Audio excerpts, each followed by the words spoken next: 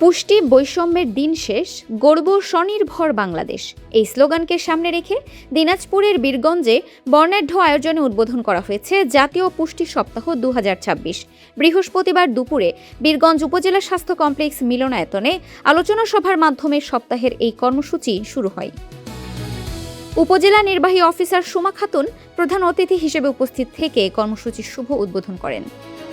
প্রধান অতিথির বক্তব্যে তিনি বলেন, দেশের টেকসই উন্নয়ন নিশ্চিত করতে হলে পুষ্টির গুরুত্ব অপরিসীম। অপুষ্টি কেবল ব্যক্তিগত স্বাস্থ্য সমস্যা নয়, এটি একটি জাতির সামগ্রিক অগ্রগতির পথে বড় বাধা। বিশেষ করে শিশু, কিশোর কিশোরী ও গর্ভবতী মায়েদের সুষম খাদ্য নিশ্চিত করতে তিনি পরিবার ও সমাজকে আরও সচেতন হওয়ার আহ্বান জানান।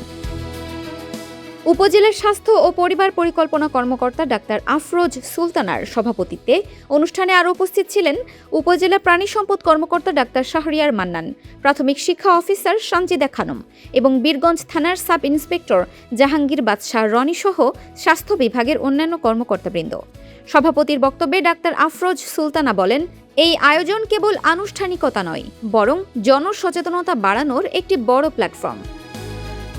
মা ও শিশুর নিয়মিত স্বাস্থ্য পরীক্ষা এবং স্থানীয়ভাবে উৎপাদিত পুষ্টিকর খাদ্য গ্রহণের অভ্যাস গড়ে তুলতে পারলেই একটি অপুষ্টিমুক্ত সমাজ গঠন সম্ভব হবে।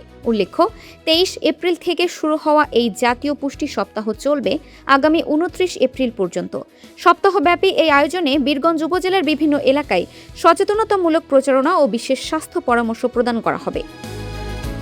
Dinajpur TV multimedia desk.